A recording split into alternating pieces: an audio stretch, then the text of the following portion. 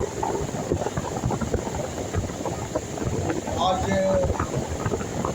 19 मई है। आज के दिन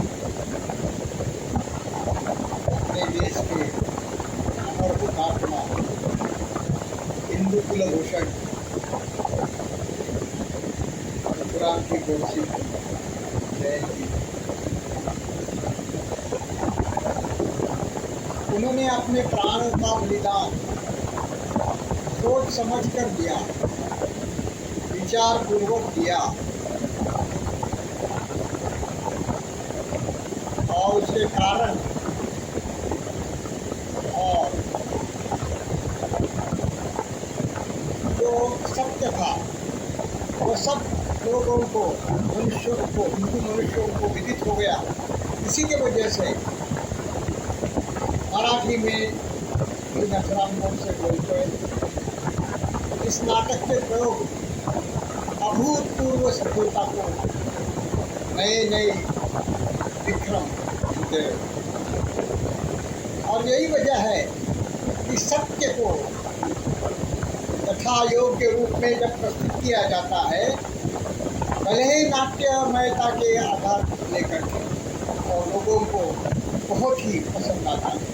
ये हमने केरला स्टोरीज में देखा था, कश्मीर फाइल्स में भी देखा था, और इससे पूर्व नथुराम गोडसे आहे इस मराठी नाटक के संदर्भ में भी देखा गया है। इसकी लोकप्रियता इसी की द्योतक है कि सच्चाई छिप नहीं सकती है। अगर तुम किसी मुर्गे का मुंह बंद कर रखोगे तो ऐसा नहीं है कि सूरज देवता जो है, सूर्य देवता जो है, वो पूर्व में अपना बंद का प्रकाश देना बंद करेगी। ऐसा तो नहीं हो सकता है। परंतु पूर्व जमाने के जो मूर्ख थे उनको लगता था कि ये सत्य जो है वो छुपाया जा सकता है, छिपाया जा सकता है, और अनेक वर्षों तक उन्होंने ये सत्य छुपाया था। परंतु अब जो सोशल मीडिया का युग है, इसमें सब गांधी युग के जो विसंगतियाँ थी, दुर्गतियाँ थी, विकृति थी, और एक विकृत मनुष्य को इस रूप में युवा पीढ़ी ने जाना, इससे गांधी के प्रति लोगों के मन में बहुत तिरस्कार की भावना अधिकाधिक दृढ़ होती है। और इससे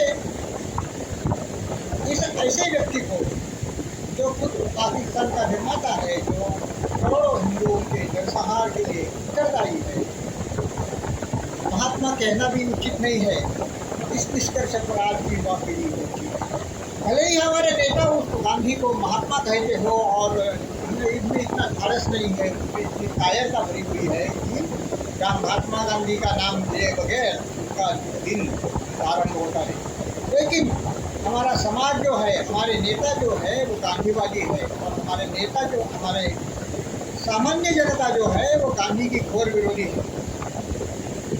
और ये विरोध जो है सामान्य जनों का, वो इतना दूर दूर तक जाता है कि नथुराम गोडसे ने हत्या की गांधी की तो योग्य थी, ऐसा कहने वाले भी बहुत करोड़ों लोग आज भी। वैसे हत्या करना एक अपराध है और उसकी सज़ा उन्होंने भुगती है। उन्होंने अपने को